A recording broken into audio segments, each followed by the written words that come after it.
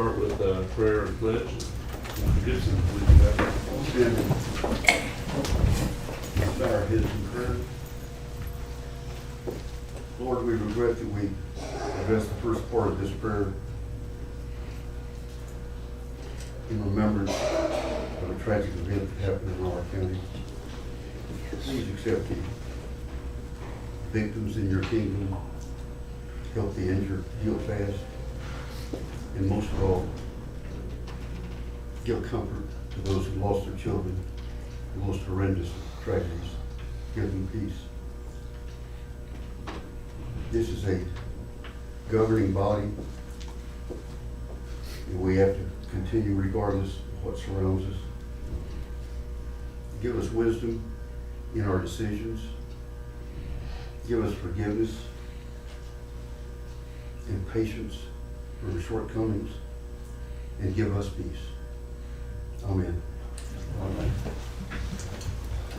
Pledge allegiance to the flag of the United States of America and to the republic for which it stands, one nation, under God, indivisible, with liberty and justice for all.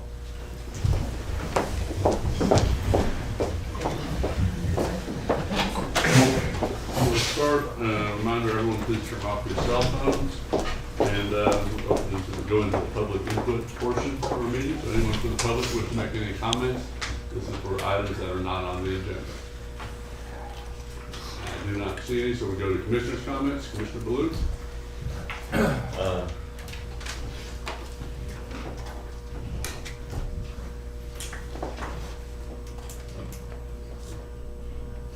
No comments. Mr. Gibson? No comments. Okay. We'll go on to consideration agenda. 1.1, consider, discuss, take appropriate action on request to use courthouse grounds for Hanukkah menorah celebration on November 28th from 6 p.m. to 7 p.m. Very good job. Go to the podium. If you go to the podium, please. Oh, It's on YouTube and oh, well, for the public. Do what you want. Smile. Yeah. thank you. Yeah, pull your hair. Yeah. Thank you. Good morning, gentlemen. So as in the past, the Jewish community has had a menorah celebration on the courthouse steps. And of course, none of us were able to do that last year. And the menorah we used in the past just didn't make it. And so we actually been searching for over a year and a half to buy another menorah. And with the chain supply issue, it became a major thing. We actually are buying one was sent from Israel. So, and it's actually in the States now. So it's on its way to us. If I could approach, I'd like to show you a picture. It's actually going to be 12 feet tall. And it's set up on a PC board where each night another light will come on. And so we will need to plug it in, and there'll be a rod that'll go 2 feet in the ground to secure it. So we'll be able to, we'd like to have a celebration where we tell the story of Hanukkah. Oh, we'd like to tell the story of Hanukkah, do some traditional songs, and then say a prayer over the lighting of the menorah. And again, we'll light, the first night of Hanukkah is November 28th, which is a Sunday night, which is why we'd like to do that. And then it'll automatically add a light every night for the 8 nights of Hanukkah. And in the past, the court has allowed us to leave the menorah through the holiday season, like all the other decorations for the holidays. So we'd just like to get your approval to do so.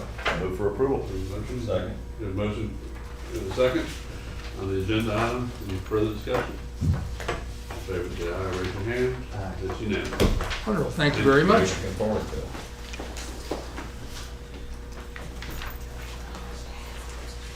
Okay, 1.2, consider, discuss, and take appropriate action on request to use courthouse grounds on November 11th, 2021 for a Veterans Day ceremony. Bill? Thank you, Commissioner. How you doing, Sheriff? Good seeing you. For the two new commissioners, my name is Alan Hill. I'm the Regional Service Officer for the state of Texas for the Vietnam Veterans of America. We have in the past, from year 2002 through about 2014, we had the Veterans Day ceremony and the Memorial Day ceremony here at the courthouse. After Miss Baker came on as the county service officer, she took over that project. We have heard that this year that there was not going to be any. So the Vietnam Veterans of America, the local chapter of Kerr County, Kerrville, would like to be able to do so on the 11th of November at 9 a.m. We will take and have an honor guard here to fire the traditional three-gun volley, play taps. We're inviting any and all civic and veterans organizations to come to lay wreaths. We have a speaker, Fred Pence from the Salvation Army, who is a retired Master Chief of the United States Navy. He will be our guest speaker. And either one of the two pastors here locally will do the prayer, opening prayer and closing prayer. And again, Miss Sonia Johnson will do the national anthem and God Bless America. And my understanding, she will not be doing a cappella. She has somebody to accompany her on an electric organ. What we're asking is that the courthouse, the county, allow us to be able to do so and to turn on electricity so that we can be able to plug in the microphones and the electric organ.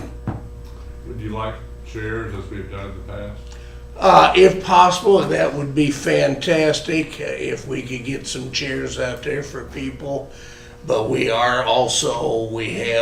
put in the paper and all like that too. If people can bring their own chairs also in case the county would not be able to, if they had something else going on at the time frame. And I presume the podium and speaker and all of the normal stuff that we. Yes, sir. Yeah, we would sure appreciate that, Commissioner. Okay. That sounds excellent. I move for approval. Second. I have a motion from Commissioner Harris, second Mr. Gibson to approve the agenda item and authorize. We thank the county highly. Thank you, Alan. Is there any additional discussion? All in favor, say aye, raise your hand. It's unanimous. Thank you, Alan. Thank you for stepping up. I appreciate it. Yes, sir. And we'd like to continue forth yearly afterwards. 1.3 is consider, discuss, and take appropriate action to approve contract with Motorola Solutions / WatchGuard Video to purchase a video camera for the Environmental Health and Animal Services Department to be placed in one vehicle. Good morning. Yes, this was actually one of 5 budgeted camera systems that we have. This is just the one that I was working on prior to the budget change, and we just kind of had a little slowdown on it, so I'm just now getting to it. So I'm going to be coming back with the other 4, hopefully at once, but this is the first initial one. So this is just the contract, and this has been, county attorney has seen this. That's good, and it's budgeted correct. Yes. Was there a problem with availability, or this is just something that took a little time? It just took a little time. There was, this one was something with the contract that you had made a note on. I made a note on the contract. She's a pretty fast reader, so I'm just wondering. A lot going on. Yeah. Okay. Do we have a motion to approve? Second. We have a motion from Mr. Blue, second from Commissioner Harris to approve the agenda item. The county attorney has approved the contract. Any further discussion? All in favor, raise your hand, say aye. Unanimous, 4-0. Item 1.4, consider, discuss, and take appropriate action to ratify and confirm lease agreements with Enterprise Fleet Management for environmental health and services vehicles, the 2 2022 Ford F-150 trucks. Mr. Gibbons? Yes, so this was also budgeted as well. So just coming here with the contracts for approval to get those lined out. The question, and it's not really probably for you, it's for any county attorney or auditor, do we have to have a separate contract for each department? We Enterprise? have a couple of contracts, I believe, with Enterprise Fleet Management, and I'm not sure why. I know that the Sheriff's Department has one. I'm not sure why they're separate. Maybe they came at different times. Do you know? And that could be it. There's also different types of vehicle being purchased. I don't know if that makes a difference. They've got to get everyone set up also into their system, so I don't know if it makes it easier on their side. Probably because they're not all in one Well, when they request. when they had sent me the initial quotes for this, they actually had the sheriff's department listed down on it, so I had them change that to animal services just to make sure they weren't getting the bill for it. We have a countywide contract, so it's a matter of allocation, which department gets what. I mean, it doesn't make that much difference. It seems a little bit excess paperwork, but maybe it's from their standpoint, it's easier. And I don't know that it makes that much difference to the county. Anyway, just a comment. Do we have a motion to approve? I move to approve. Second. We have a motion from Mr. Gibson, second Mr. Blue, to approve the Enterprise Fleet Management contract with environmental health and services. Further discussion? In favor, raise your hand. Vote aye. Unanimous, 4-0. Item 1.5, consider discuss take appropriate action to consider discuss take appropriate action to apply for grant for new vehicles. Mr. Ryder? Well, I'm kind of in the same boat with waiting on a vehicle, but in the meantime, you know, I have this 2012 truck with lots of older equipment in it. Didn't realize what a big problem that was until I had run out. My camera system still runs on the DVDs. It's funny, but it gets better. You can get a Memorex DVD, it will not format. You have to have one brand. I can't get one locally, I have to order it online. And that took 2 weeks to get here. So that being said, start looking at the rest of the stuff, and then since it was not budgeted in the budget, the plan was to remove the old stuff, put on the new truck, and move forward. So anyway, I looked at a couple of grants, and they're out there potentially, so I'm just looking at getting permission to apply for some of those grants for the new equipment for his camera, lights, radar, and just put a new system in a new truck and start from scratch. I have no problem with the request, and I see Ms. Ladner sitting right behind.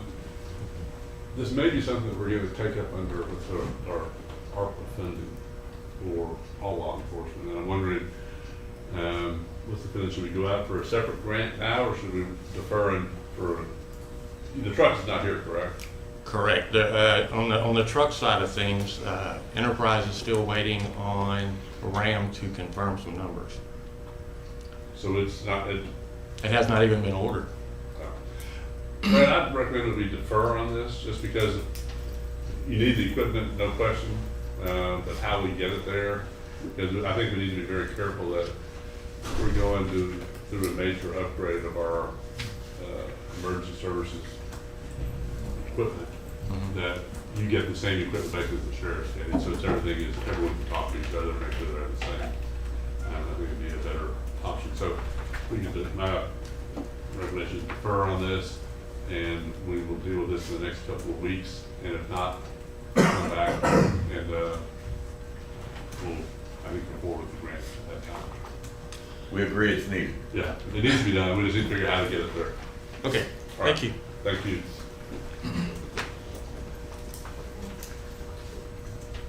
Item 1.6, consider discussing appropriate action to approve request to allow Kenneth Wilkie to be sworn in as reserve deputy constable for precinct 3, Constable Gonzalez, and Jeffrey Wendling will remain as reserve deputy constable. Also, those positions are unpaid.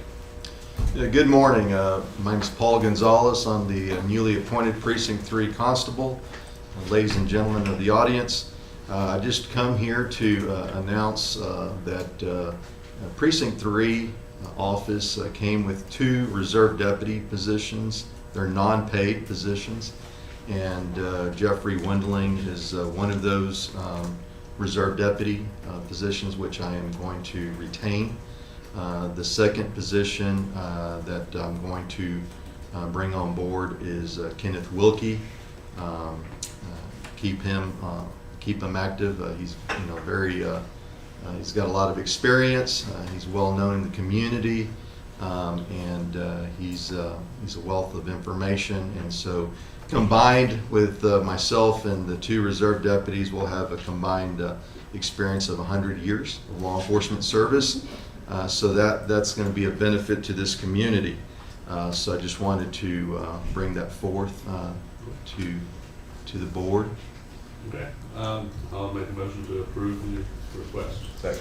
Thank you. And also, just on a side note, just wanted to announce and acknowledge that as of Saturday, October 23rd, was the start of Red Ribbon Week, our nationwide drug-free program. And so I just wanted to acknowledge that goes on through October 31st.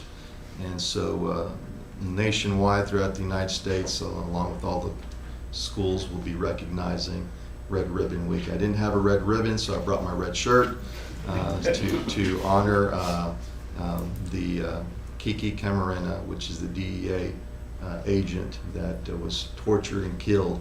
And that's why we celebrate each and every year Red Ribbon Week. Thank you. Thank you.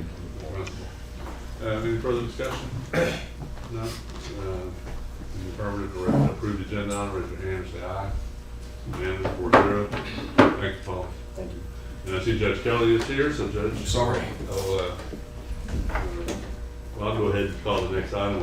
Item 1.7, consider discussing appropriate action to request to close Flat Rock Park, not the dog park side, from February 11th through 13th, 2022 for the Texas Pork Producers Association show area to be used for stock trailer parking during this event in order to have enough space to park vehicles at the event center.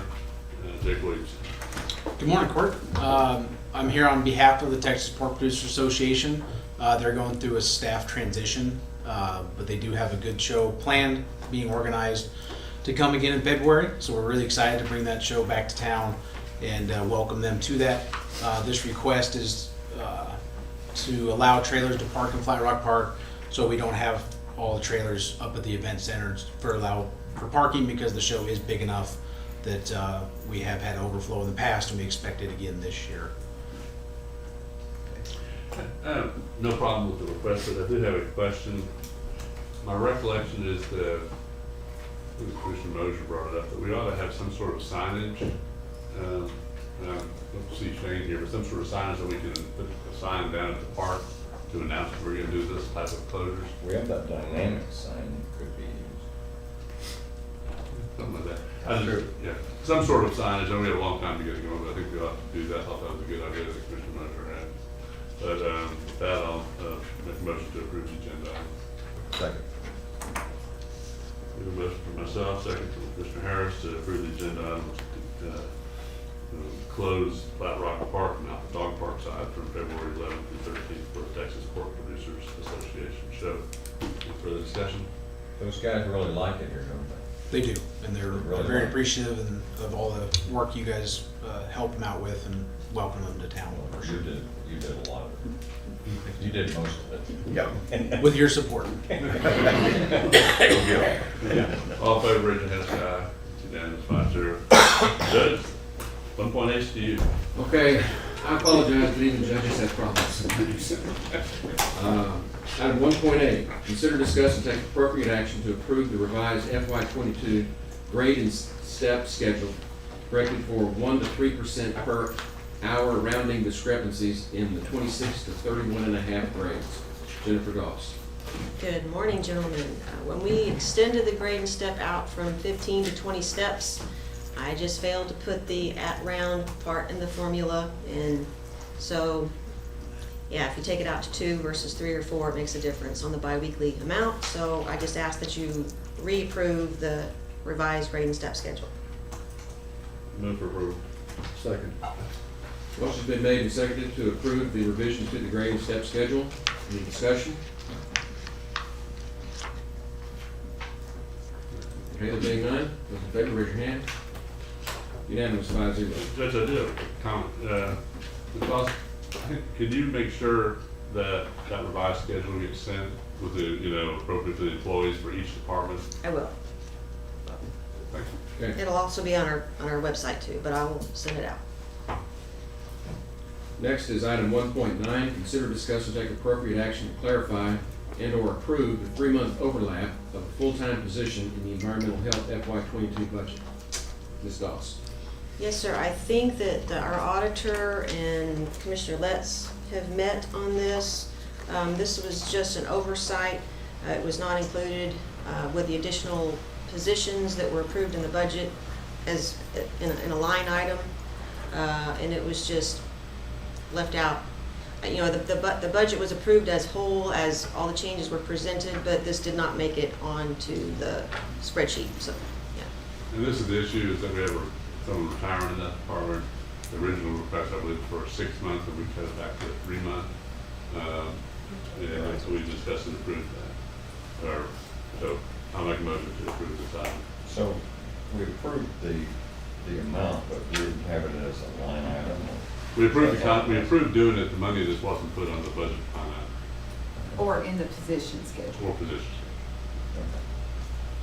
Anyway, motion to approve. Second. Got a motion and a second to approve the correction for the 3-month overlap for a full-time position in the environmental health FY22 budget. Any further discussion? This is an example of transparency. Yes. It is. Okay, those in favor, raise your hand. Unanimous, 5-0.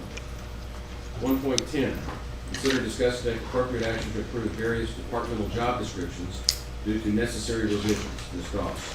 Yes, sir. Most of these, except for one, are due to the salary study grade increases. I'll start with the first one that was not based on that. For the first assistant auditor, we have a first assistant auditor, but there was never, a job description was never created for this position. So this is a new job description.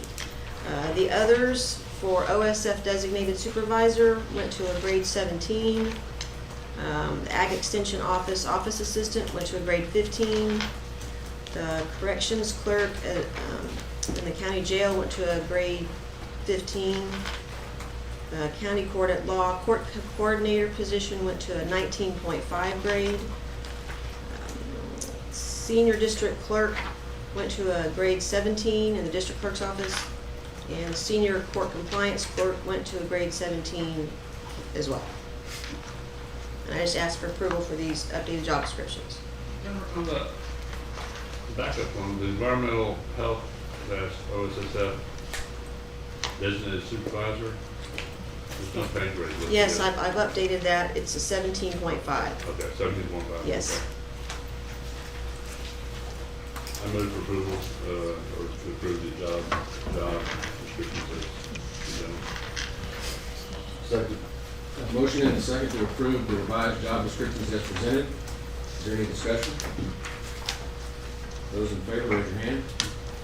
Unanimous, 5-0. Thank you. Thank you, Ms. Doss. Item 1.11, consider, discuss, and take appropriate action to ratify the lease copier contract with Rico for Justice of the Peace Precinct 2. Mr. Robles. Yes, this contract was signed back in April, and we're just wanting to ratify that, so renewal with RICO contract. Great, I'll move for approval. We've got a motion and a second to ratify the lease copier contract with Rico for Justice of the Peace Precinct 2. Any discussion? What do we, I don't remember doing this before, ratifying it. We accept it, or Well, I think what exactly is that I think- supposed to mean? I think I signed the contract Yeah, and the copy. so it's done. Well, court action wasn't taken to do that. So that was ratifying. It was signed. So by- we don't normally say we're ratifying something, so I needed to know what that But is. it came up, and somehow or another, we just inadvertently did not take affirmative action that day. But we have the copier, and we can use the copier. More transparency. That's good. We had a different judge sign off on that one. Was that an old one? It was JP2 signed off on it. Okay. Okay. Got a motion? Yeah, I did. Okay. Yes, I see. Got a motion and a second to ratify the contract. And the judge and JP2 sign that? Good. You should get that to Judge Kelly for signature. Thank you. I think so too. Any discussion? Those in favor, raise your hand. Unanimous, 5-0. 1.12, consider, discuss, and take appropriate action to approve the enterprise lease for a van for the Agricultural Extension Office. Mr. Robles. Yes, this is along with our enterprise program. They're gonna, I don't know what they're gonna do with the old vehicle. It's pretty outdated. I don't know if they're gonna trade it in, but this is the new vehicle that was approved in the budget.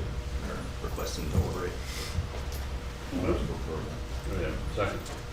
Okay, we've got a motion and a second. Any discussion? I thought that under our general agreement that they were taking trade-ins on Right. those seven, weren't they? Well, I understood. Well, if they don't, then we'll just surplus it, right? Right. Yes. Or keep it around the courthouse or whatever. We don't need Not after the description they've given us, but they may have undersold it. No. They'll be talking different when it's time to trade it. it. Because, I mean, the reason I'm bringing it up is that we don't need to put all these in surplus, because it's the same contract with Enterprise with all of them. We don't have to surplus each vehicle, do we, County Attorney? Sorry. I don't really know if you have to surplus this vehicle. I don't know what their goal was with it. But I also don't know why they wouldn't have traded it in like the other vehicles. Well, can we amend this to say that whether it's traded in or surplus, just add that language to it? Yes, And let them take care of that's it. fine with me. Okay. Any discussion? Those in favor, raise your hand. Unanimous, 5-0. So at item 1.13, consider, discuss, and take appropriate action to approve the Guardian RFID system agreement renewal amendment and allow the county judge to sign same. Sheriff Lakeland. Good morning, Commissioners and Judge. Just so the public knows what we're doing here, this RFID system, basically it's an Android device. This is what we use to check on the inmates hourly and get a count. There's a barcode you scan.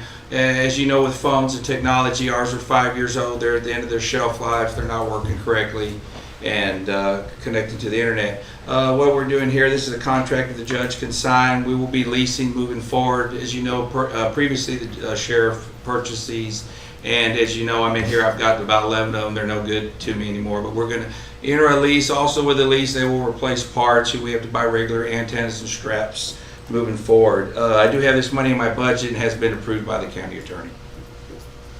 Got a motion and a second to approve the Guardian RFID system agreement renewal amendment as presented. Any discussion? Those in favor, raise your hand. Unanimous, 5-0. Thank y'all. Item 1.14, consider, discuss, and take appropriate action to approve contracts with the Centerpoint Volunteer Fire Department, Tierra Linda Volunteer Fire Department, Ingram Volunteer Fire Department, and Turtle Creek Volunteer Fire Department, and allow the county judge to sign the same. These are just routine renewals. Exactly. I move for approval. Second.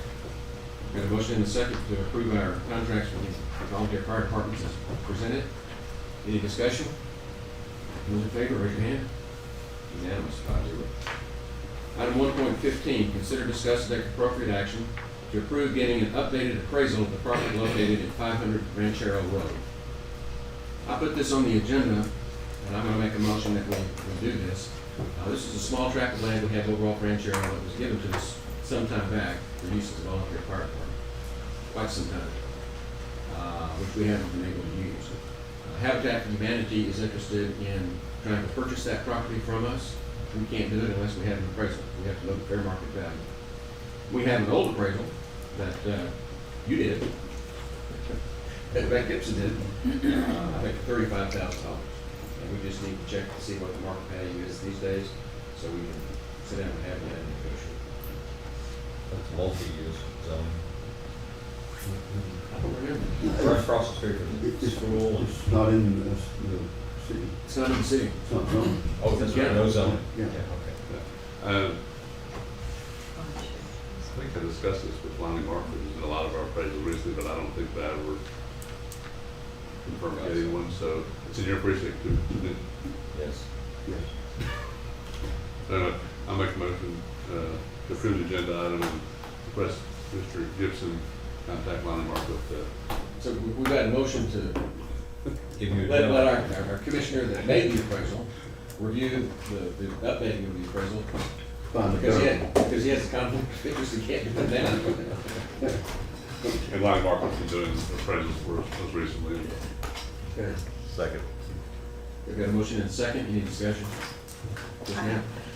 Our policy for the sale or lease of real property permits the court to appoint a committee to make these decisions. So it sounds like you're appointing Commissioner Gibson to be the committee to get this moving so that you can publish your notice of the intent to sell the property under the policy. Didn't our committee that's been reviewing all the properties, didn't they look at that one too, in that cardinal one? We have looked at it, I'm not sure. I know we didn't ever receive one from Lonnie. I'm not sure if he's working on it or has it sent to you or not. They could do it. We were approached by Chris Hughes with Habitat, with interest in this some time ago. And Bob Reeves and I went in there and Jody's help, we found the appraisal. And we talked about it and we talked about getting it updated and it just slipped through the cracks. And so what we got to do now is actually do it. And it's fairly simple and straightforward.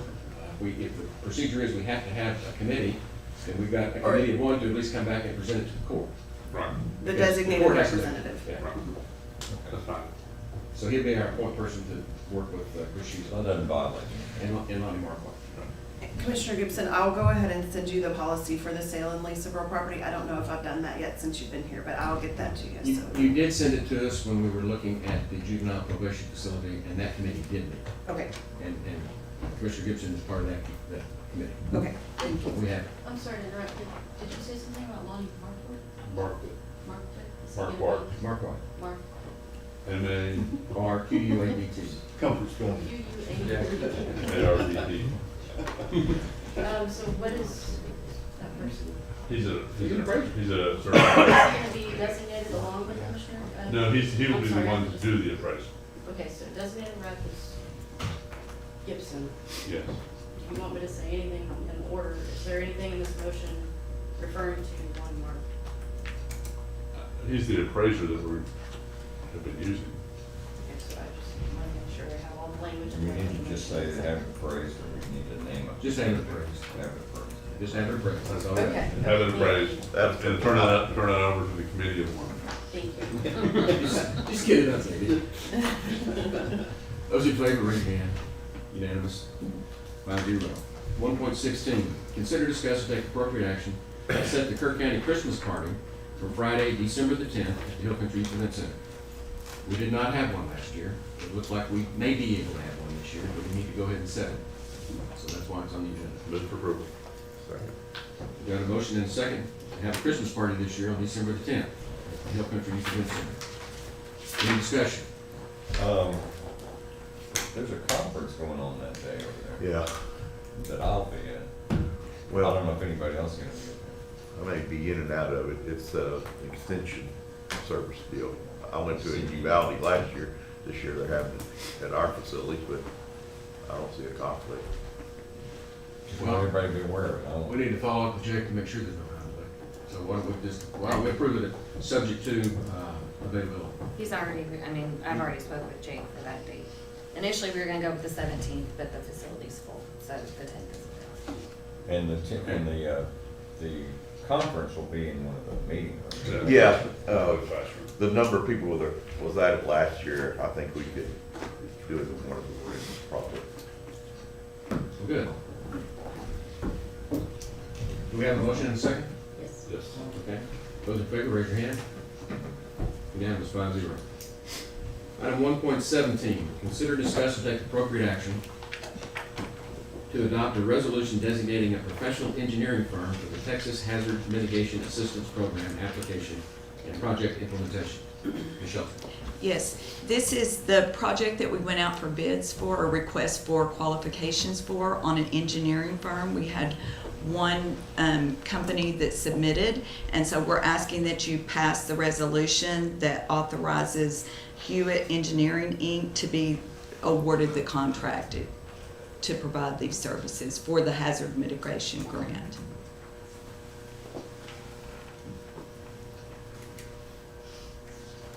This is just routine. I move for approval. Second. We have a motion and a second to approve Hewitt Engineering to help us with the Texas Hazard Mitigation Assistance Program grant application. Any discussion? Those in favor, raise your hand. Opposed? Abstained? Abstain. 4, 0, and 1. This is a milestone. I don't believe this has happened before. But we have some timed items at 10 o'clock. And our rules require that those items cannot be called before 10 o'clock. So rather than take a break at this time, which we normally schedule at 9:50, we're about 25 minutes ahead of schedule.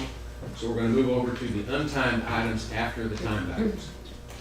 So we go over to item 1.24. Consider, discuss, and take appropriate action to hire Rosa Lavender as the part-time interim grant administrator until a permanent grant administrator is hired and trained. The rate of pay to be $25 per hour. I put this on the agenda because we had, I'm not going to say a panic about a week ago, but we could sure hear the footsteps coming at us, getting behind on our deadlines. And it was a Sunday afternoon, and I get criticized for that, but it was a Sunday afternoon, and I reached out to Rosa to see if she could come in and help us on an interim basis until we can get this position filled. And she's agreed to do that. And it has been a huge sigh of relief for Jody and for Tanya and for myself to know that we're going to be able to get this done in a timely manner. We don't know how long it's going to take. Rosa's committed to help us, I think, through the end of the year maybe? However long you need me. But in any event, we're trying to make sure that we don't misstep. So I'm going to move that we go ahead and hire Rosa as the part-time interim grant administrator. Second. We've got a motion and a second. Is there any discussion? Any those in favor, raise your hand. Unanimous, 5-0. Then the next item, yeah, I see you moving. 1.25, consider, discuss, and take appropriate action regarding the public input related to the American Rescue Plan. And Ms. Lavin. Good morning. I'd like just a couple of personal minutes here, if you'd let me do that. A lot of people know me in the community as the teacher. And so a lot of people may say, what is a retired teacher doing this? So I was going to give you just a little background on me for the commissioners that didn't know me when I worked regularly for the county. I taught school until 1999 and then spent about 5 years in the media locally. And then in 2004, I came to work for the county as a victim services person. And the first commissioners court meeting I went to, and we presented the idea, they told me that they would hire me part-time until I wrote a grant to fund the position. And each year after that, they said, write the grant, and if you get the grant, you keep your job. And very few people can say that. And it worked out for 12 years. And then I retired about 5 years ago. During that 12-year period, they sent me to a very good grant writing workshop. And I came back and I wrote grants for the victim services, but I also wrote a number of other grants for the county in that 12-year period. Plus I wrote grants for Habitat for Humanity and Crime Stoppers. So I have a little bit of background in the writing part of it. And then 3 years ago, I was appointed as one of the 2 representatives to the Alamo Area Council of Governments Criminal Justice Advisory Committee, which is kind of a mouthful, but it's referred to as CJAC, if you needed an acronym. And one of the major things, well, really the major thing we do in that committee is we screen, score, and rank all of the grant applications that come through that funding stream through the governor's office through a block grant from the federal government. And so I've had 3 years of reading, scoring, and ranking grants from the 13 counties in the ACOG district. And I do not want to do anything to interrupt that commitment. And so the grants that I'm going to be working with will not be any of the CJAC grants at all that come in. Right now, the only one you have is the Victim Services Grant. But there's potential for law enforcement and mental health and juvenile grants through that grant stream. Well, just to follow up on that, she says 3 years ago she was appointed. I did that. And I want you to know that she showed up in my office shortly after I took office and volunteered without pay to help me with grants, because it was thought the grant actually falls to the county judge. And when I talk about Jody, if it falls on me, it falls on Jody. Okay? That's just the way it goes. And because it is a grant, it falls on the auditor also. And we just so you know, we did appoint Jody as the alternate behind Rosa. No, no. You- Alternate behind Mary Krebs is the other representative from, she's an officer with the police department. But we've tried, Jody and I tried to do it. We commandeered Callie Gargano in Canyon's office to help us with it a little bit. She did a great job, but this is not an auditor function. This is something separate, and we've been juggling this for years. And Rosa has helped us out every time we've gotten in a jam, and I am very appreciative that she stepped up. Even though I did get scolded for working on a Sunday afternoon. She's still a teacher, though. I don't think she's not. But this grant position is something that we really need to get filled. And we're going to see more and more of our budget grant related. And so this is the future. We need to do that. One comment I'll make, you mentioned for the judge, but I think it's important for the public to understand. You mentioned the auditor. It's not appropriate for the auditor to do this because she's auditing the grant, and she can't be overseeing and auditing at the same time. So I think that's the reason that the auditor gets big help on this, but it really needs to be separated from that department. And you mentioned it, but I just wanted to expand on that just a little bit. And quite frankly, after our Commissioners Court meeting last week, we met with Lori Gelson from GrantWorks, and Tanya, and Rosa, Jody, and Lori, and myself. And this is a good team effort.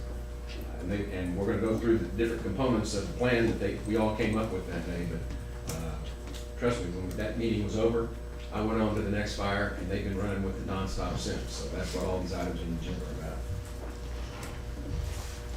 So with that, Rosa, why don't you talk to us about the American Rescue We need to vote on that one. Yeah, you voted, you need Oh, to, did vote? you need to call Our turn. 1.5. Okay. I've called 1.25. Yeah. Okay. Which is discuss and take appropriate action regarding the public input related to the American Rescue Plan Act. That's ARPA. So we're all here to talk about ARPA. That's American Rescue Plan. Good. Before Rose starts, and this thing is moving real fast, and the court hasn't had much input into it, other than a brief discussion. And, you know, I think that we need to have a philosophical discussion up here before we start moving too far as to how this money should be used a little bit. I am primarily in favor of doing projects that need to be done that are on the radar, such as internal communications in the county system, law enforcement upgrades, you know, things of that nature. And you know, before we start going out and asking for public input and a whole lot of stuff, I think we really need to get an idea as to what the key things that we really, at least, you know, if we can agree anyway, that we need to work on, how much that's going to cost. I think that there needs to be some communication between the city and the county on the communication system, on the law enforcement communications, that we're using the same thing, hopefully. And I just think we need to slow down a little bit on some of this other stuff until we figure out some of these, you know, and I haven't talked to anyone else on the court. I don't know what their opinions are. Well, I thought we decided we were gonna go in larger categories. Communications for sheriff's department, infrastructure, whatever, in big broad terms. So people can say, I'd rather, you know, take care of this and this and this in descending order. And handle it that way rather than a bunch of little small. Well, I tend to agree with that, but I just think that, you know, I'd like to get an idea of what the sheriff's radio system could cost. I mean, I just don't want to go out and get public input on something and then us just not be able to follow because we have a priority that's different and we have additional information. Well, let me just explain. What all of these are intended to do is to initiate the education system. We need to get the court educated. We need to get the public educated.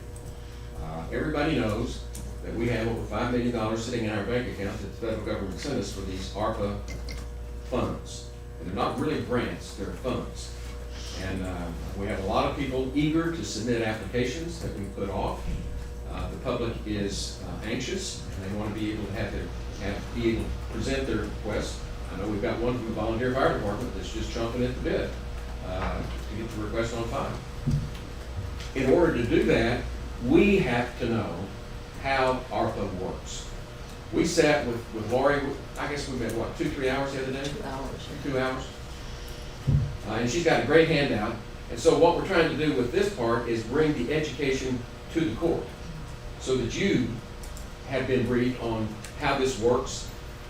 I think there are 5 major categories, and of those 5, 4 must be tied to COVID. 1, the infrastructure one, does not. And so you need to understand that, and the way you learn that is to let them teach us. That's what she's here today to do. And I don't know if you're going to do the PowerPoint or not, but No, but I'm going to give you an overview today. and so this is just the overview. And at some point, if you do it today or you do it next week, we've got to get some input from the public. I think we would be remiss if we start using this money without the public having some say in what we do. That would be not transparent. Not cool. Well, then if we're gonna do that, I wanna go to executive session and talk to the county attorney about contracts and how we do things the public may ask us to do. Because that's my biggest concern is to how do we, say the Dietrich Center asks for $1 million. How do we give money to a nonprofit? I don't understand how that works for a government to do that. And I'd like the county attorney to explain that in the executive session. Well, this is why I had the other done. My proposal is that we limit it to what you talked about earlier, Commissioner Letts, and that would be necessities for the county, necessities, and not outside groups. We do that every year at budget time. We do as much as we can. We're not here, and this money didn't come to this county to fund nonprofit organizations. It's to keep county government running and the things we are responsible for, not taking on new stuff and new. Well, I think we need to hear what the federal government said the money was sent to us for. Right, but that's important. You say that. That's the important thing. Well, a lot more important than somebody submitting an idea about us buying HEB gift cards to get somebody to get a shot or something, which we will get if it's just thrown out there in, you know, here's the other category, you're gonna hear everything under the sun. So to stick with things, it's up to us to decide, this court, to say we're gonna stick within these parameters. A, what the money is actually provided for. We don't have any clawbacks. B, that it's for essentials for the county. And C, if there's anything left after that, then figure out what you're gonna do with it, hold on to it, but not have some kind of a Christmas wish list. I do not want to see us go down that path. Absolutely do not want to see us go down that path. I think we need to slow down a little bit on the public input. I'm in all for public input, but sending out a survey without us knowing, having decided some of this, having some idea on the cost of some of the stuff, we've all said that it's important, such as emergency services, communication. I mean, that could potentially be A big chunk of it. yeah. I mean, I think Well, sure, it's gonna go quick. I know that, yeah. So, I mean, I just think we need to slow down on that part of it a little bit. And Well, do you even want to hear what the plan was? You asked us to do a plan, we met, we came up with a plan. The agenda item. We'd like to tell you what we suggest. it's not what the agenda item says. The agenda item says funding, or going out to the public regarding public input. I don't want to do that. I want to hear about the plan before I talk about going out to the public. And I'd like to have later on, there's a workshop. I think all these should be put on hold until we have a workshop. You don't want to hear from Rosa? Well, I want to hear about Rosa at the workshop, but I don't want to make decisions on how we're going to do a public. We're not. Policy. We're not. Well, why is there a survey that I've seen?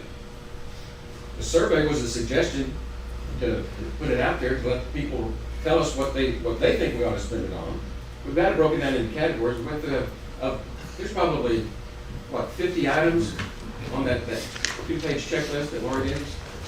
And we pulled out about 10, which all meet the parameters pretty much of what you're talking about. I know, but you know it, Rosa knows it, we don't know it. I don't Then why know don't we that. just sit back and listen and let Rosa talk to us a little? Okay. Okay, if you really want to learn about it, this is We're getting the, on the agenda items, we're talking about public input right now. right. Well, I'm talking about 1.25. Consider, discuss, and take appropriate action regarding public input related to the American Rescue Plan Act. This is the Public Assistance Program and Policy Guide. It's on the web. It's 277 pages long.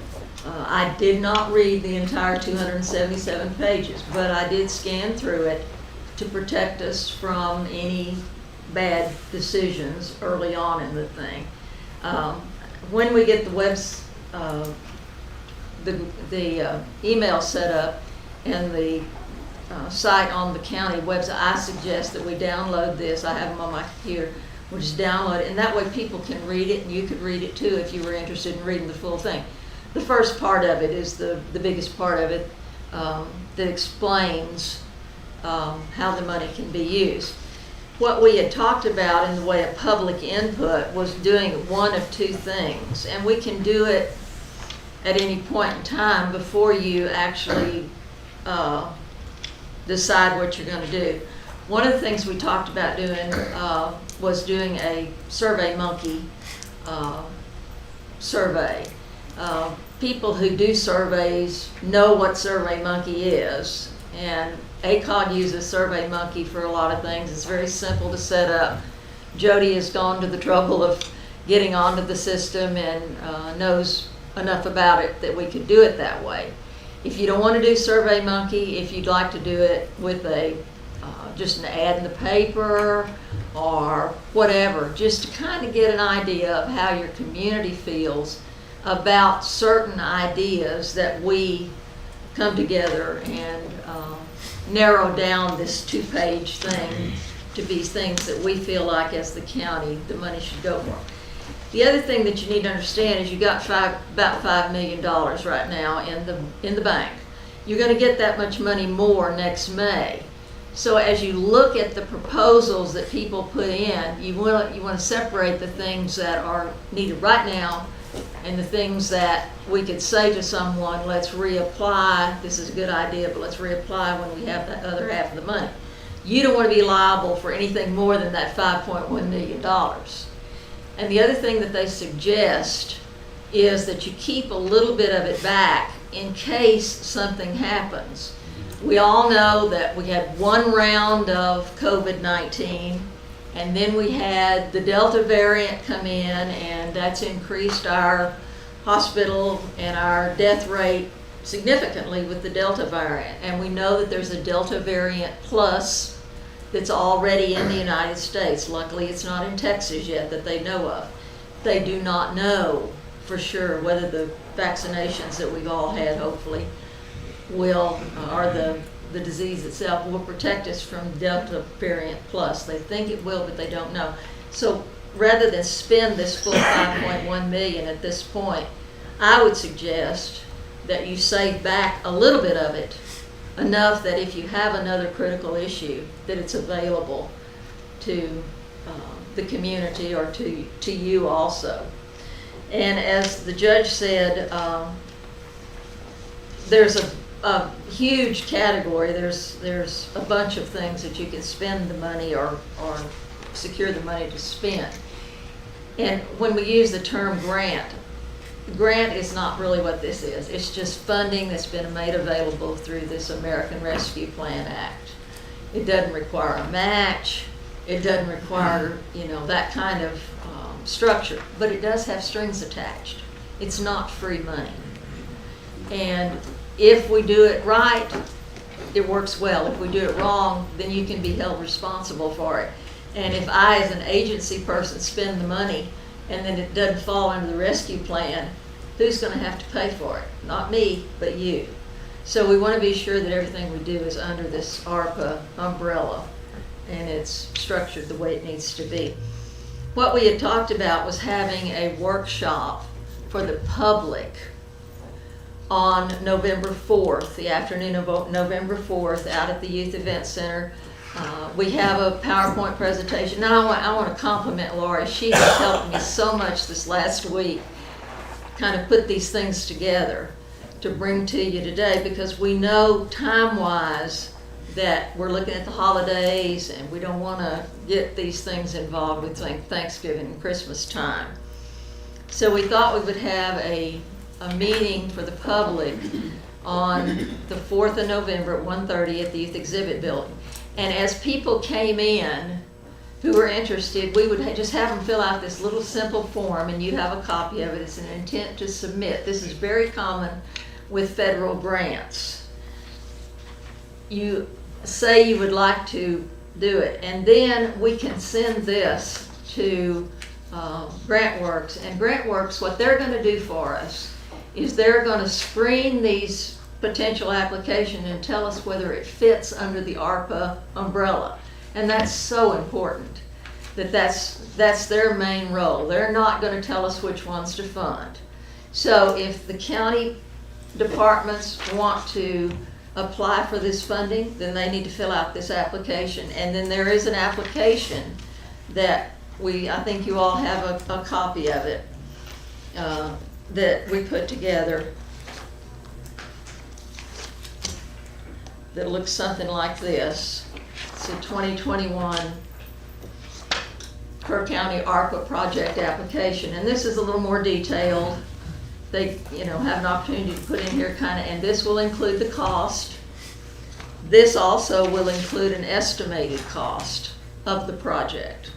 So 2 times we'll have the opportunity to look at what people are proposing to do with their money if they get the money. And then there is a project application evaluation criteria, which has potential points with it, which is a scoring tool for the grant applications. And I don't think we want to put the numbers in this, but I think you have the draft copy of it that has the numbers. We don't want to put that out in the public. It'd be like the teacher passing out the test key to the kids before they took the test. And we don't want to do it that way. But it will clearly tell people what we're going to look for in those applications before they submit them. And all of this can be put on the county website. I think Bruce, where's Bruce?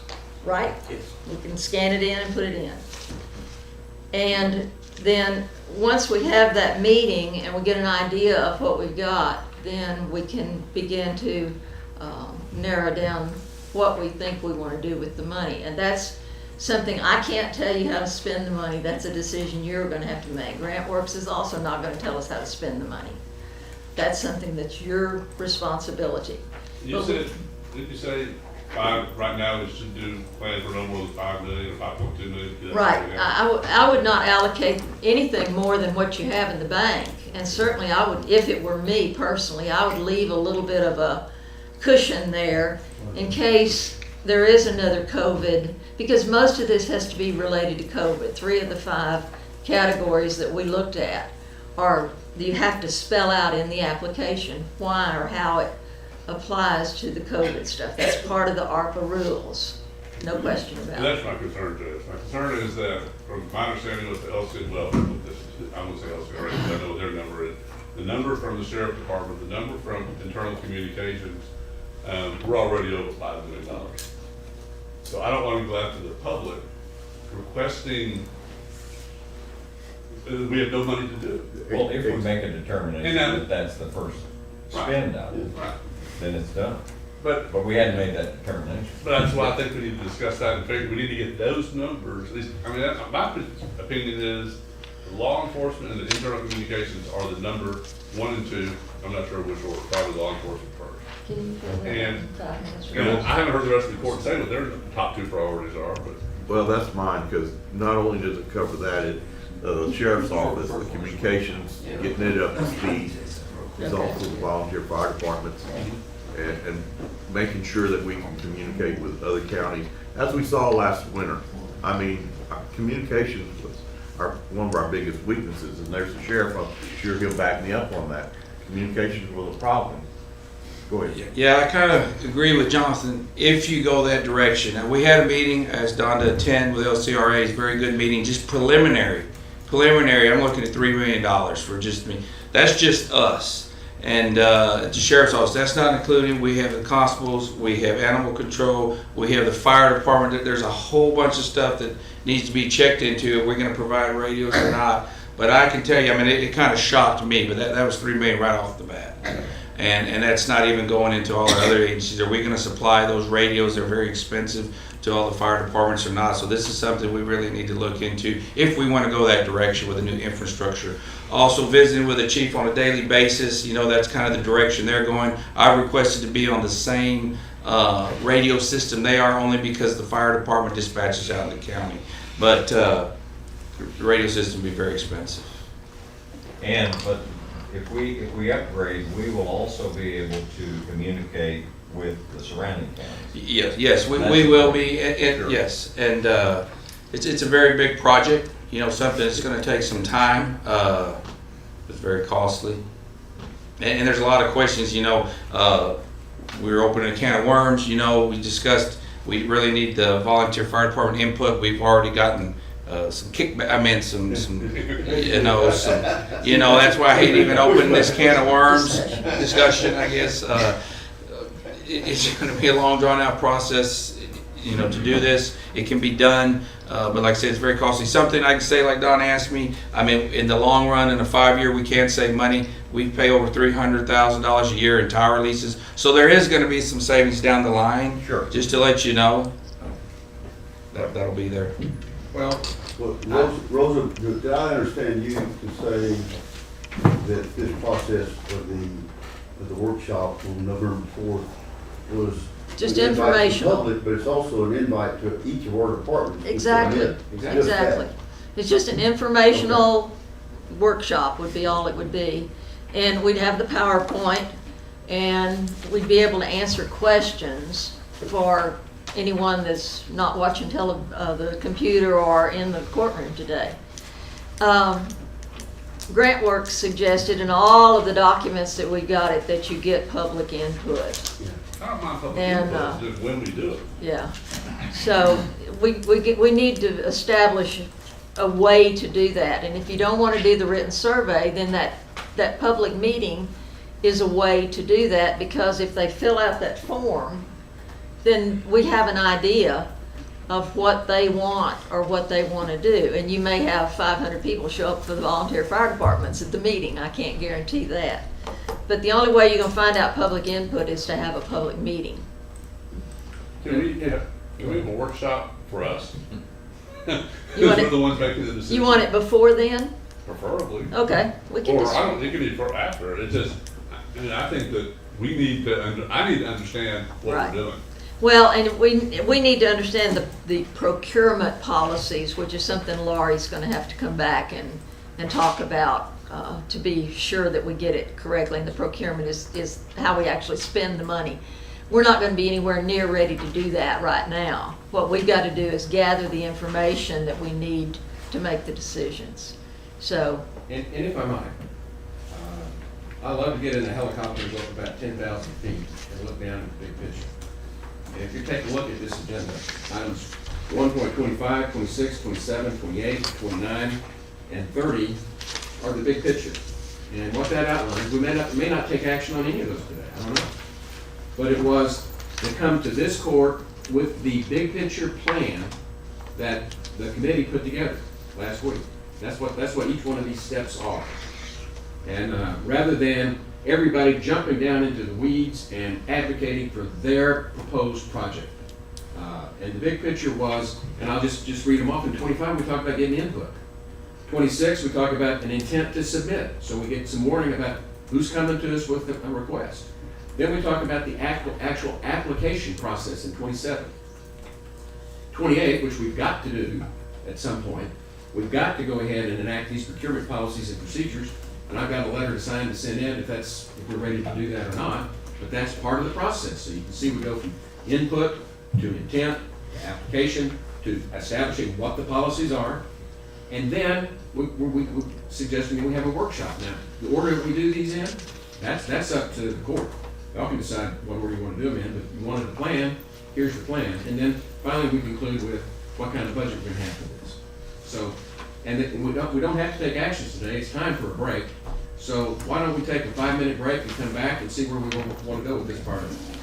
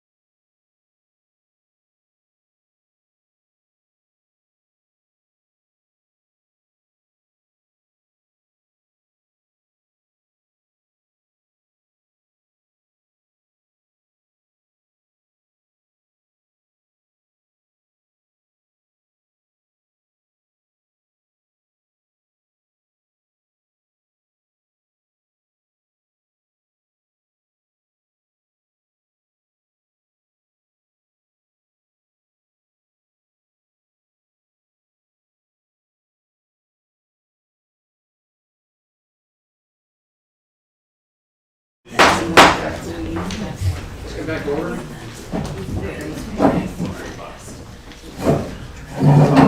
We're going to briefly recall important timed items. We're going to call 1.5, which is to consider, discuss, and take appropriate action to apply for a grant for new vehicle equipment. Brad Ryder. Yes, sir, thank y'all for letting me re-speak. Has nothing to do with communication systems that earlier was discussed in court. What I'm looking at is equipment for the new camera system, radar, lights, that kind of thing for a new vehicle. I have one estimate right now. I got 2 more supposedly coming. You know how that works, but it's basically just under $20,000. Asking around from some of the sheriff's staff to the sheriff, that's about what it costs to equip most of his vehicles. But I got 2 different areas to look into for grants, and one's local, one is not. One's through the Constable Association, one is through the CALU. I've not submitted anything. I did ask, just basically like you were doing earlier, educate me on how it works, and so submit it by December, and if they choose to assist, then we'll get some real hard numbers in there and go forward from there. The other ones through the Constable Association, I'm not sure of all of their requirements today, but I can get that. But I just wanted permission from the court to proceed with that and try to get some of this funding coming this way, so when the new truck does ever get here and ordered, that we could equip it with new stuff and not the old stuff. I have no problem with that. I misunderstood the earlier. I did too. Question. So I make a motion. Where do you want to push your precinct? Yeah, I move for approval. Second. Okay, we have a motion and a second to approve, what? Item 1.5. You get to approve to go out for grants. Okay. To apply for grants for equipment. To approve the grant applications. Yes, sir. Any discussion? Those in favor, raise your hand. Unanimous, 5-0. Thank you, gentlemen. Okay.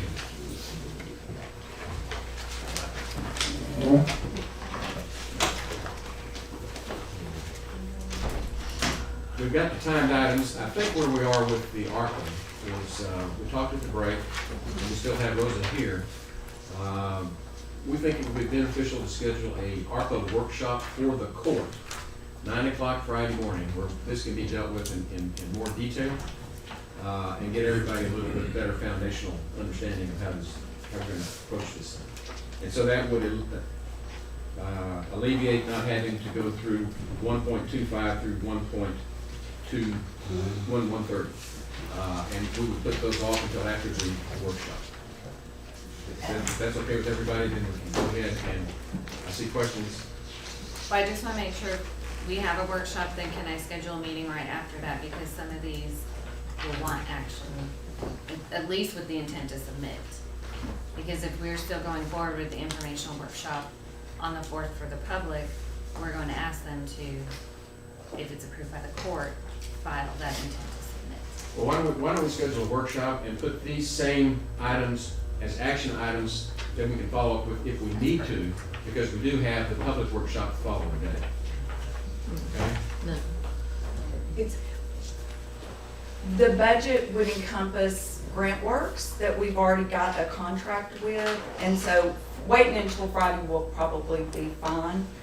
But we do have a contract with a set sum of what they did, and so that was part of the budget that I was asking to be passed. What about the We'll handle that on Friday, along with whatever incidentals and office stuff we have to have, get Rosa up to speed.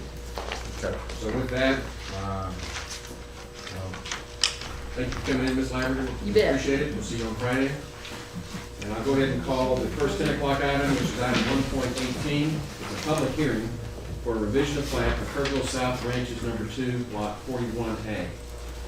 I call the public meeting to order. Is there anyone here who would like to speak with regard to the revision of plat for Kerrville South Ranches Number 2, Lot 41A?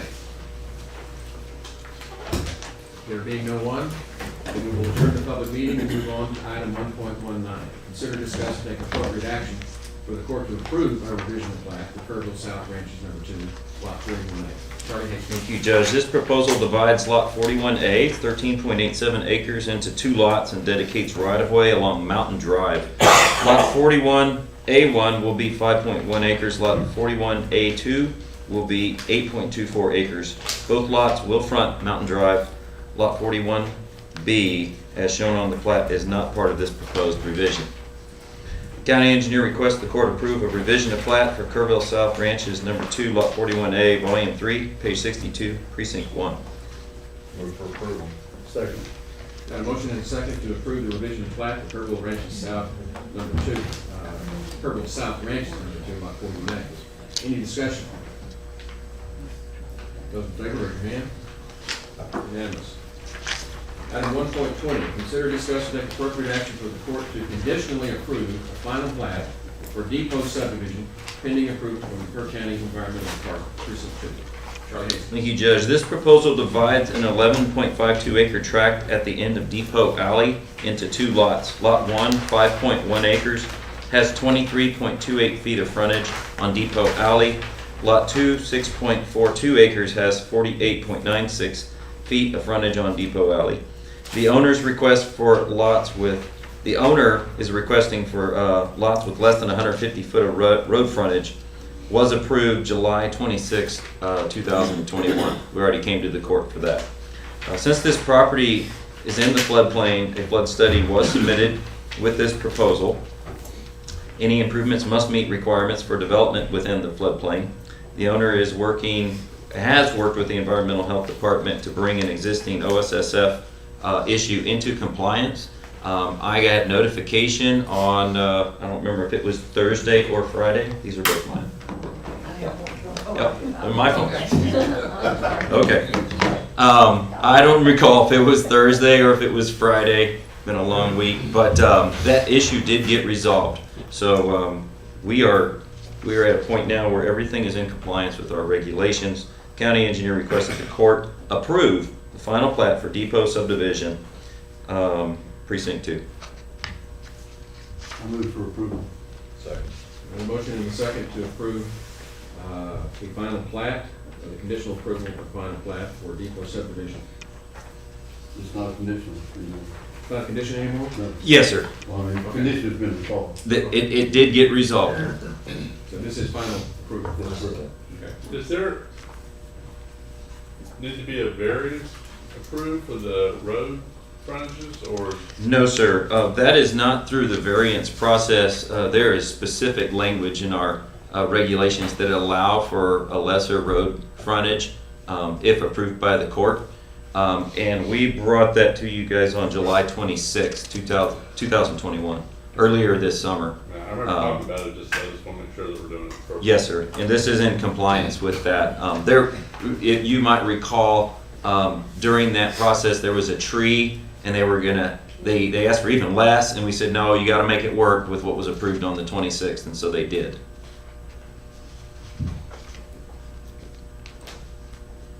Okay.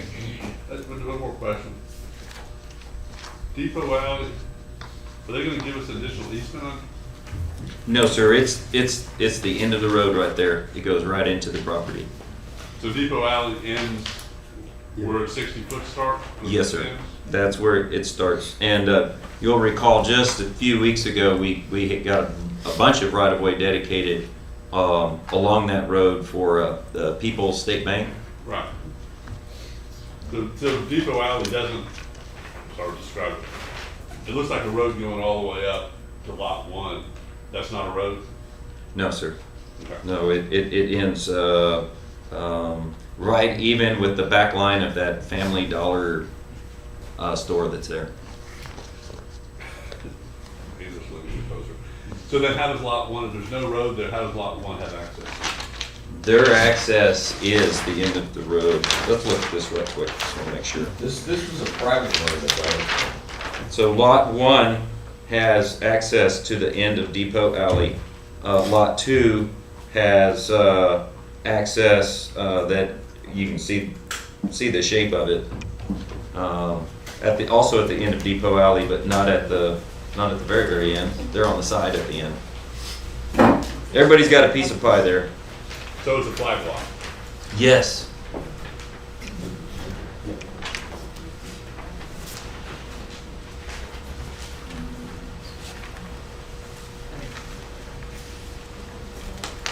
Do we have a motion and a second?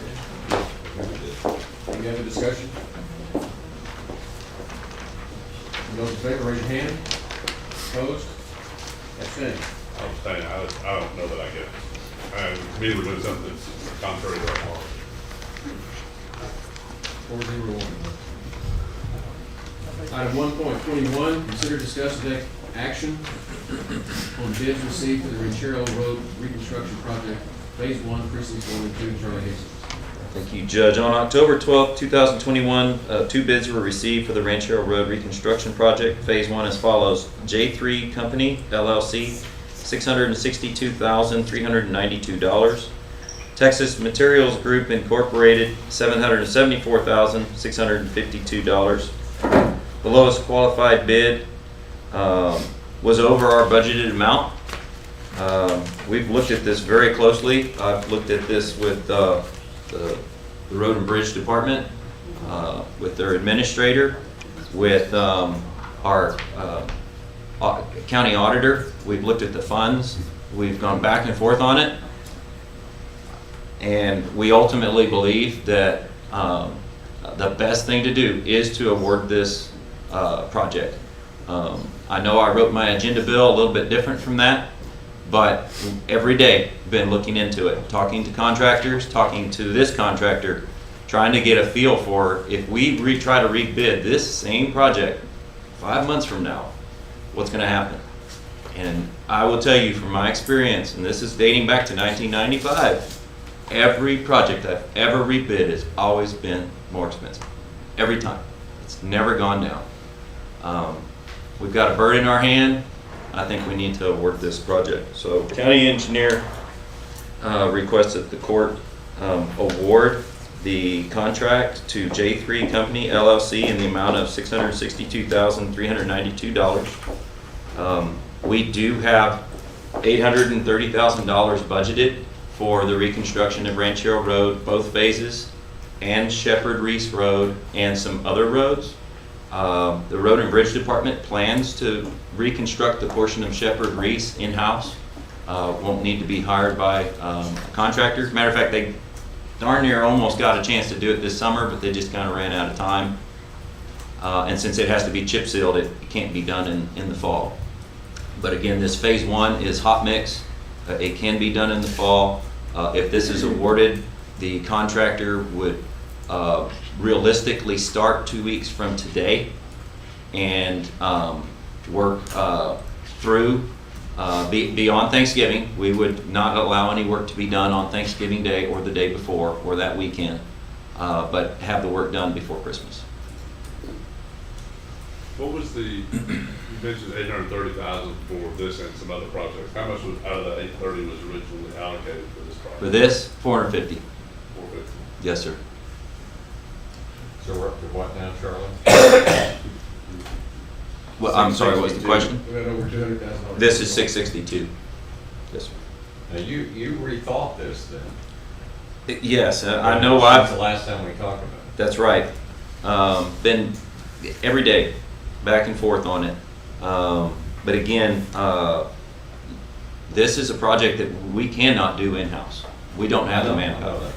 Okay? I believe that there is much to risk by not awarding it. I think the risk is just too high. The risk is that this winter, we get something that completely destroys that road to where now we're gonna have to haul all the base that's underneath out and just start over, which that would make this project astronomical. Now, if that doesn't happen, then you're just gonna be paying whatever fuel goes up between now and March, April, May. Fuel, material, labor. And labor is up 30% is what I'm hearing. So right now. The That was one shortfall of is going to come from doing Shepherd Reese in-house, and where else? So, and then Here's the other, where you can make up for the shortfall. You have, I believe it's $330,000, is that right? Is James in here? We talked about it this morning. In the road and bridge budget for 311? Something like that, about $300,000 for road reconstruction, for hiring a contractor for road reconstruction. We've been doing that every year for the last 3 or 4 years now. And so that can be combined with the balance of the 830 minus 662. We'll get all of Ranchero Road done. No doubt. No doubt. So in a nutshell, it's not gonna get cheaper and the road is not gonna get any better, so it's time to do it. It's time to do it. We just had hoped we'd get it cheaper. Well, Lower bids. as a risk manager, I look at the risk of, if we don't do this, if we don't get it done before the winter storms come, we lose the whole road. That's exactly. That scares me. Yeah, we need to do it, just matter where the money's coming from. Yes, We have no choice. We weighed this very heavily. We are very in tune with the public's funds. This is the best recommendation. This is a risk management decision. It is. I'll make the motion. I'll second it. Got the motion and a second to accept the bid from J3 for Ranchero Road. Any other discussion? In the meantime, direct all your calls to Commissioner Gibson here about Ranchero Road. I'll show you where the line is. Unless you're in precinct 1, and half of They it's. say Harlan said October. October's on that song. Here we go, folks. Those in favor, raise your hand. Unanimous, 5-0. Item 1.22, consider, discuss, take appropriate action to release the letter of credit on number 400620400 in the amount of $162,500 issued by Guadalupe Bank of Kerrville, Texas, as a financial guarantee for the construction of privately maintained road and drainage improvements in the Las Brisas subdivision, and acknowledge completion of construction of the privately maintained road and drainage in Las Brisas. Charlie Hastings.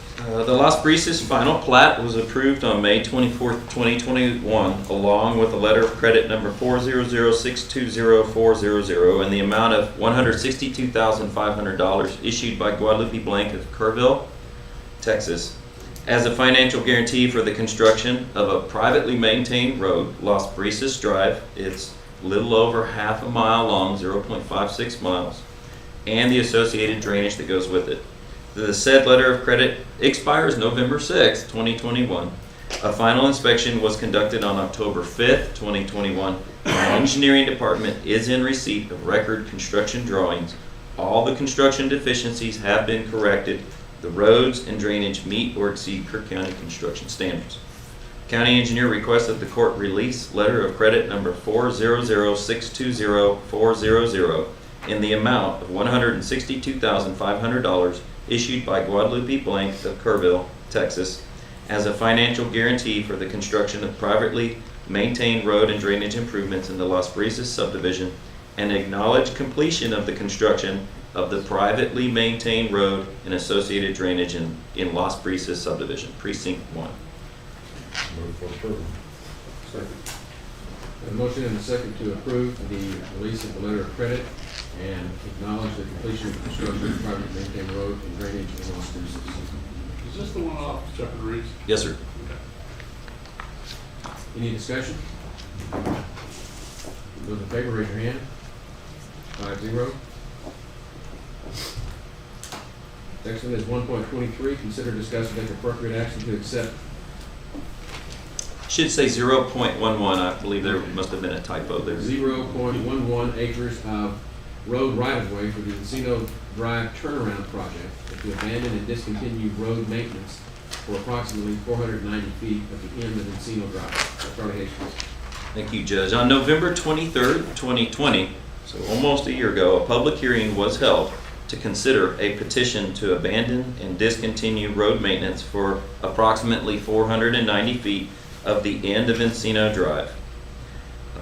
After the public hearing, the court directed the county engineer to establish a land survey of the road right-of-way needed for the Road and Bridge Department to install a turnaround near the end of Encino Drive in exchange for the dedication of said road right-of-way, and to allow for the abandonment and discontinuance of road maintenance for approximately 495 feet of the end of Encino Drive. And I'll note, there's a big difference. It's just abandoned and discontinued road maintenance. There's no vacation. The right-of-way will still be there, just will no longer be open to the public, and it will no longer have the ability to be maintained by Kerr County. The county engineer requests the court accept 0.11 acres of road right-of-way for the Encino Drive turnaround project and to abandon and discontinue road maintenance for approximately 495 feet of the end of Encino Drive, Precinct 1. Now, I went and looked at that recently and how you can turn around there. And you can, especially if you have a trailer or something. Yes, sir. So this turnaround is going to be provided. It's going to be, do we have dimensions in here? Yes, sir. It's approximately 60 by 80, I think is the actual right-of-way. And everybody signed off on it? They signed it, yes, sir. Nancy McGraw and Warner McGraw are the donors. And that's at the expense of the county? Putting the, well. Yes. there's gotta To be install the ways. turnaround, yes, that's what we've been doing. Right, Yes, sir. But we're giving up maintenance of the road beyond that. Yes, we So are. it's a trade-off. There is a I don't trade-off. know if people understand that. Okay, I move for approval. So that, Got a motion and a second to approve the, to accept the .11 acres road right-of-way for Encino Drive turnaround project. Any other discussion? Those in favor, raise your hand. Unanimous. Okay, that brings us to, we've already acted on item 1.24, so we're going to pass items 1.25, 26, 27, 28, 29, Wait, 30. 2.9 we need to go ahead and do. So we'll be able to do it in the, put it in Oh, yes, okay, I'm newspaper sorry. and stuff. We'll pass 25, 26, 27, 28, and 30. And I will now call item 1.29, which is to consider, discuss, take appropriate action to set an American Rescue Act informational workshop for Thursday, November 4, 2021, at 1:30 in the afternoon at Hill Country Youth Event Center. Yeah. We've also set a workshop for this court for the Thursday morning, Friday morning, this coming Friday morning, the 29th, at 9 o'clock. And the items that we passed will be, at least on the agenda as action items, whether we take action on them or not. And we called Lori with Grant Works and she will be here Friday morning. Excellent. So what we really we're got in is shape. a board, Commissioners Court workshop this coming Friday, and then this workshop will be a public workshop, Right. which will be the next Thursday afternoon. And we will use the word public in it. It's Yes. not in that deal, but it needs to be in there. And you were concerned about doing things too fast. We would like to go ahead and do it on the 4th because we have the Youth Exhibit Center scheduled for that day. But we need to get this in the newspapers, on the radio, on the website, in all this stuff. And if we wait until Friday to announce something for next Thursday, we can't do that. And Lisa needs to be able to get a news release out. right, I'll come up with it in a minute. Harley, you know anybody can do a PSA or anything? Probably. Yeah, I was kind of thinking that too. We had connections at least. I move for approval. Second. We got a motion and a second to approve the workshop for this Friday morning at 9 o'clock for the court and for the public, next Thursday, November 4th, at 1:30 in the Youth Event Center. Any other discussion? One thing, I won't be able to be at the November 4th, but I will do. But you will be at the one on Friday, that's okay. You bet I will. Okay. So we got a motion and a second. Any other discussion?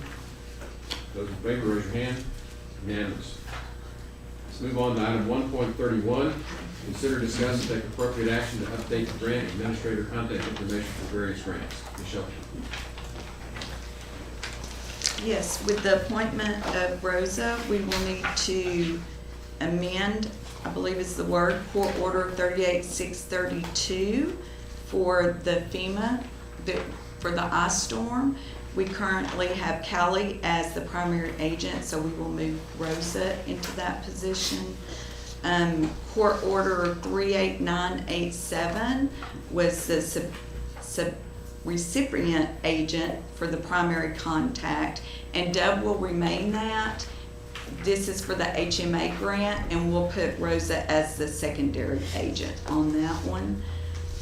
The third place that we'll need to look at, I didn't see a court order, was for ARPA, and I believe it's because the only two that the U.S. Treasury has asked for so far is your district, or your county judge, and then the county auditor. So far, we're the only two that officially are holding that questionnaire that was done, but we'll need to get Rosa on there. I move that we do it. Any discussion?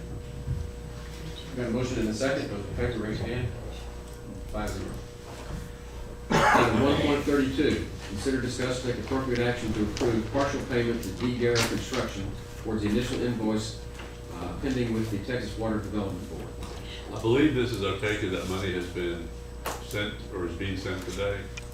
Yes, we've got it set as a late bill, so if y'all want to pass on this, we can approve it with the late bills. Okay, pass.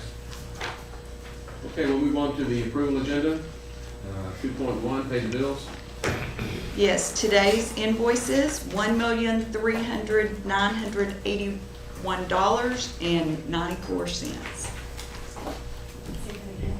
$1,300,981.94. It's a big number. I thought on the day you did that stuff. I move we pay the bills as presented. Second. Any discussion? Those in favor, raise your hand. Unanimous. 2.2, budget amendments. Yes, we have 6 today, one for the public defender, a couple of minor payroll items, and one for road and bridge, and also crime victims. I move for approval. Second. A motion and a second to approve the budget amendments as presented. Any discussion? Those in favor, raise your hand. Unanimous. 2.3, late bills. Yes, bills for today, $2,676,147.31. The lion's share of that is the D. Kerr. Yes. Move for approval. Second. We have a motion and a second to pay the late bills as presented. Any discussion? Other than apologies to D. Kerr. You're going to wait so long. You have my apologies. With that, those in favor, raise your hand. Unanimous. 2.4, auditor reports. There are not any. 2.5, monthly reports. Yes.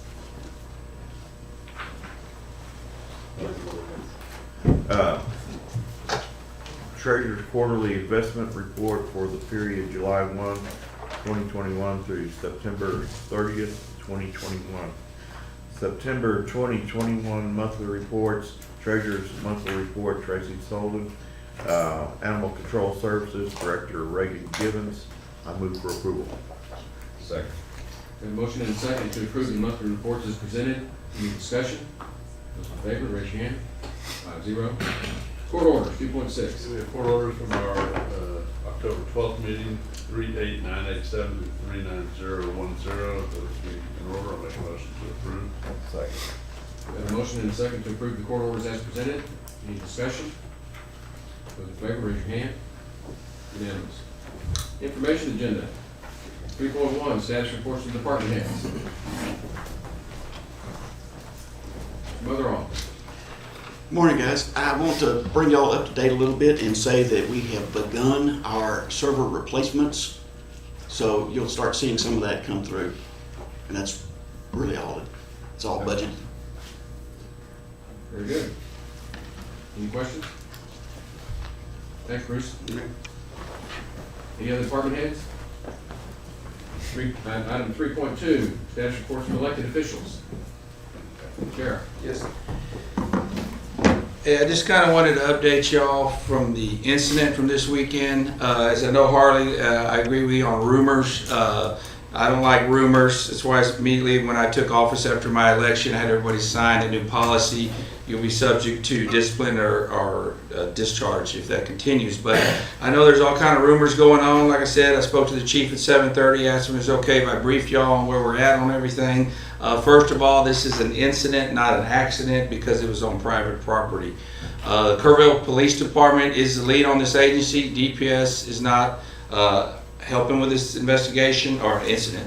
And KCSO, we assist them on that day. I know there's some question about federal agencies. There are no federal agencies assisting on this because it was not an aviation incident, okay? So what I can tell you right now, where we're at as of this morning, they're not releasing names because it's still an ongoing investigation. The chief said maybe this evening or tomorrow names will be out. My understanding is there's nobody local from the Kerr County area that were involved in this. I'm going to kind of give you a list of what happened, where we're at on that. As of right now, there's 6-year-old male deceased, 8-year-old male deceased. 28-year-old is at Dell Satan Hospital in Austin, still in serious but stable condition. 46-year-old female, University Medical Center, critical condition. 27-year-old female, University Medical Center, critical condition. 34-year-old male driver in stable condition. There's a 3-month-old and 4-year-old who were transported for precautionary purposes to the medical center here in Kerrville.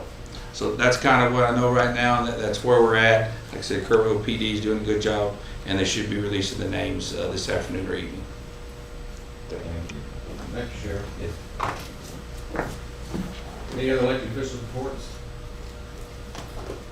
Okay, 3.3, liaison commissioners reports. Anything to report? Well, yeah, I did have one thing. On our next agenda, we'll have our annual review of the services out at the Hitler Event Center, our contract inspector. And I'll be meeting with Jake, going over the just various percentages that we can award that are already budgeted items, their incentives. Anyway, I was coming to our next time with 8. It's our evaluation of their services. It's an evaluation of the services. It's how they're doing customer input. Right. We've done this every year. Yeah, we do it every year. And it's the full amount is budgeted every year. We usually don't allocate the full amount back to that right year. But I'll be bringing that to the court the next meeting. Okay. So if anyone has any strong opinions, guess you can't tell them. So, okay, with that. Look at the county attorney before I said anything.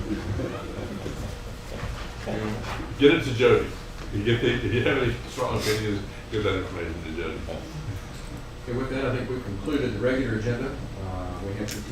We will be going into executive session on 3 items. 4. 4. The first one is going to be 4.1, which is the consultation with the attorney. 4.2 is personnel matters. 4.3 is deliberation regarding security assessments or deployments related to information resources technology. And then 4 is 4.4, which is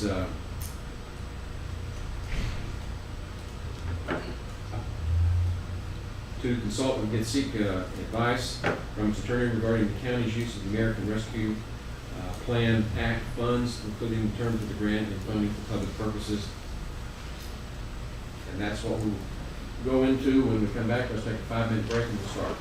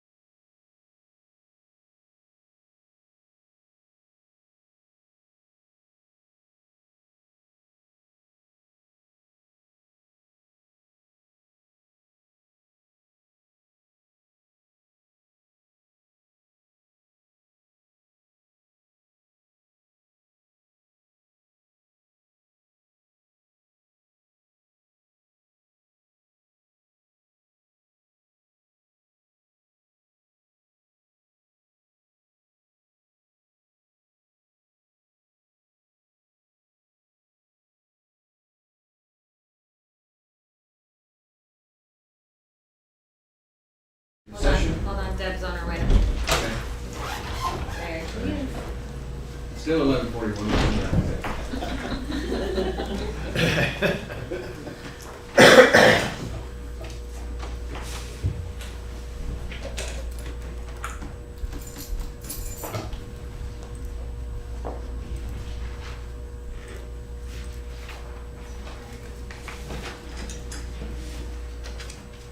So are you gonna make the motion on Yeah. settlement discussion?